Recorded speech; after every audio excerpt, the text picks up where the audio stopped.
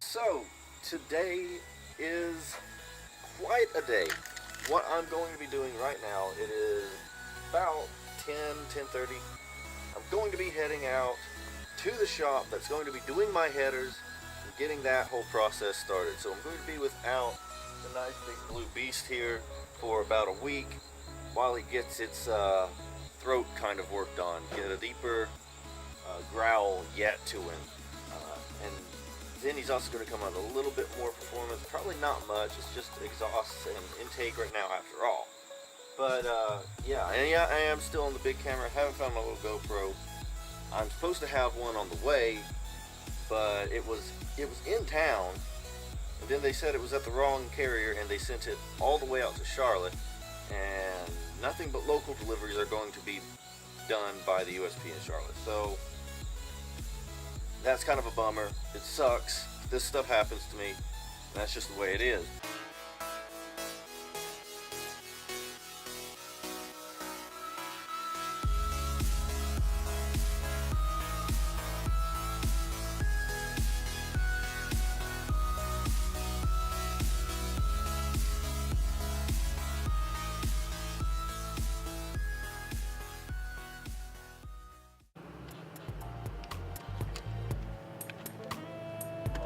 Alright, we are arriving somewhere.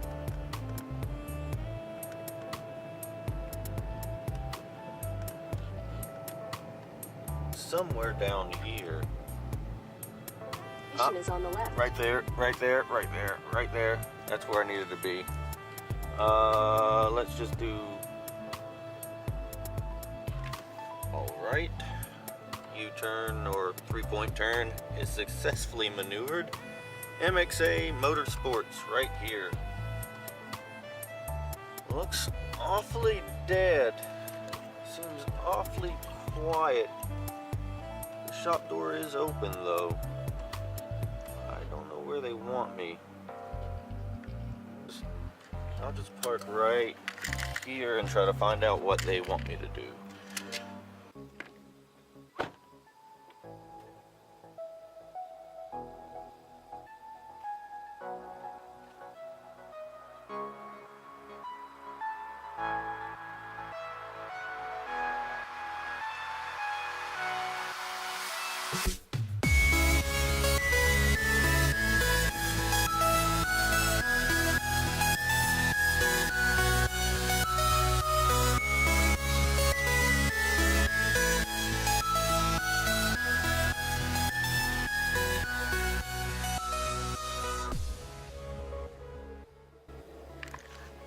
So my guess right now is that everybody is out to lunch because I don't see anybody and the doors are locked, and I don't want to be like super fishy and be like walking around the shop. It's kind of a weird first impression, but I see a nice B5 Blue Challenger there around back. So my Blue Challenger is not alone, it is in good company. It's definitely locked.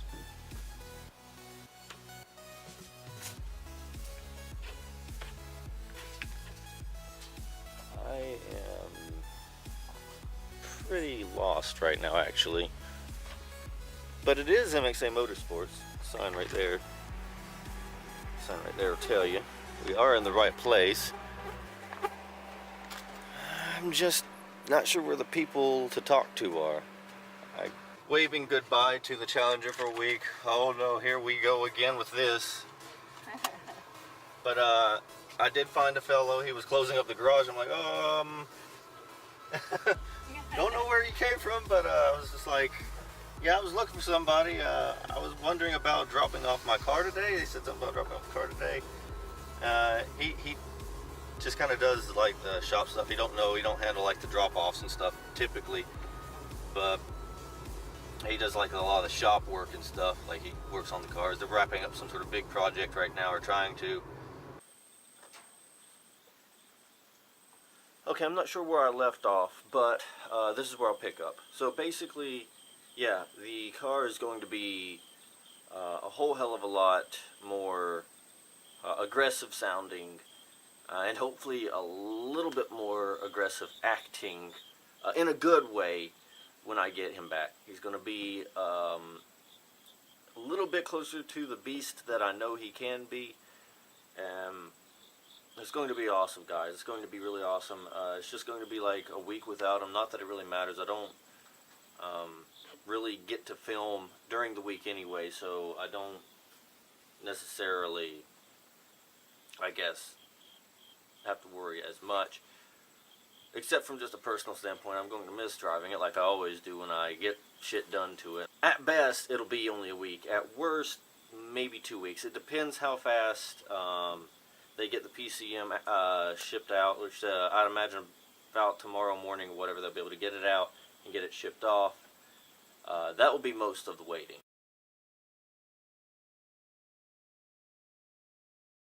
For now, guys, that's pretty much, I mean, it's not much of a video. There wasn't a lot exciting happened in it. I get that, but it was just, this is like part 2 update of what's going on with what's looking very likely to be the first RT Challenger the first RT Challenger on YouTube with Corsa long tube headers and catback system at the same time.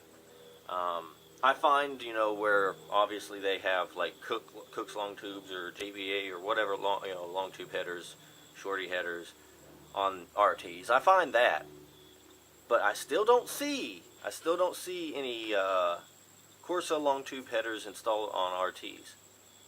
So I'm going to be the first one with a whole full Corsa exhaust setup. It's going to be Corsa long tube headers with Corsa catback sports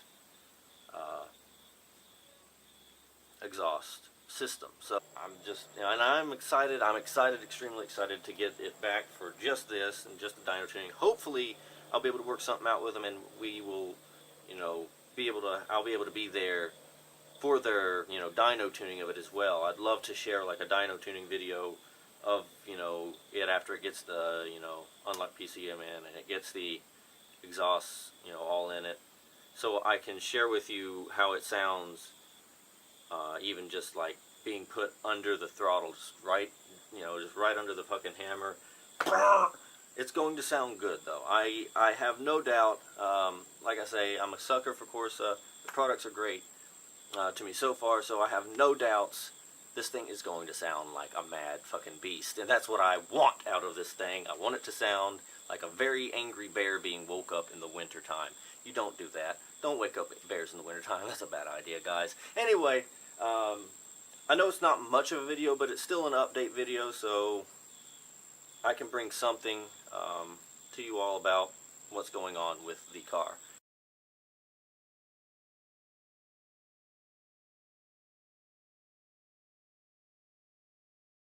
I did all that talking just then. I don't know how much of it I actually keep in at the time of this, obviously. But I did a whole bunch of talking there, and I forgot to talk about something that I wanted to talk about as well that happened after I left the shop. So I had to ride the Versa. I had to drive the Versa back, obviously. Alright, road traffic. But so on the way back, we were trying to figure out where to eat. We were just kind of driving down the road a little bit, and then we decided to just pull over this vacant lot and at a church and look up some food places near us.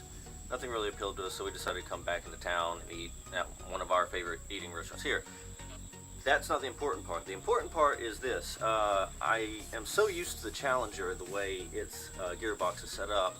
All of you that have ever driven one or drive one now know what I'm talking about, where drive is at the very bottom of that gearbox. You just push in your button and you pull the lever straight down all the way.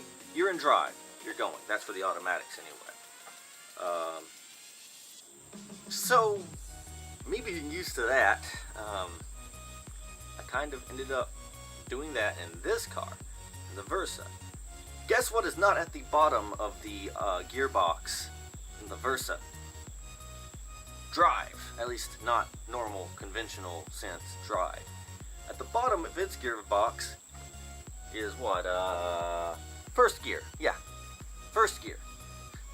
So, natural reflex. Don't think about it.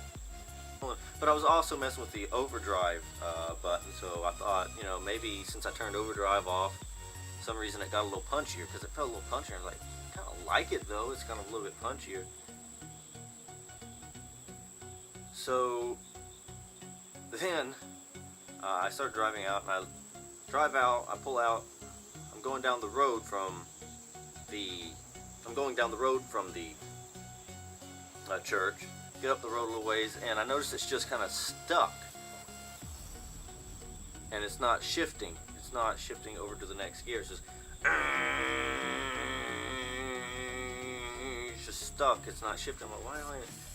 And I look down, and I'm like, oh, that's right. First gear's here. So then my brain does another stupid thing and reacts naturally without thinking, and decides, for some reason, fuck it. Let's go ahead and shift it up to drive now. Don't do that.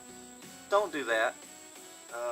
Because I essentially killed this car for probably about 5 to 10 minutes. I killed the car. I killed the Versa for like 5 to 10 minutes. We're sitting here on the side of the road. I have my emergency blinkers. People are stopping behind me, then going around or just going all around. It's like, come on, if y'all are going to be stopped, at least ask me what's wrong or something. But anyway, no hard feelings. But I'm like, I have the hood up, I'm looking under the hood. It's not turning over. Like in the gas pedal, when it was, you know, still running, the gas pedal wasn't working. It wasn't accelerating. It was just coasting. So I pulled over, and that's why initially where all that started. Then I propped over the hood and I was looking under it, and I'm like, it can't be the alternator or the battery. That don't make sense. It's like the, you know, all the lights and all that shit comes on. That functions. It's just, what the hell? What did I do? You know, I was freaking out. My mom was freaking out a little bit. I didn't know really what the hell happened, but I'm speculating now. Basically, what I think I did is I bogged the whole engine. Like the oil and stuff got all mixed up because of, you know, that's where to be, because I punched the shift into drive while I was still going for some stupid reason, and I don't know why, but I think what happened is I basically bogged the engine down and maybe essentially overheated it, because after it sat for a little while, I tried a couple times, you know, during that, but after it basically sat for a little while, it finally, I tried one more time, and it finally turned over, and I was able to, you know, drive it, and it's been acting pretty much normal the whole time since. It's kind of been acting a little angry, but not anything, you know, massively different or anything. So it's been running fine. I didn't completely kill the car, but I technically killed the Versa. And I wish I'd filmed it, but I was too busy freaking out to film it. And so that's how I basically killed the Versa. And now that I think about it, that's why the title of this video is going to be that. I killed the car. So sorry about the clickbait, but it was, I don't know. It's the best title. It's the best title I could come up with for this video. Now back to me after I did the initial babbling. Hit my notification bells. There's a whole bunch of shit down there. Take care of all the, you know, social business on YouTube here, comments, all that good shit. Love all that. Follow my social media, which is linked in the description below, as always. And I will see you in the passenger seat next ride.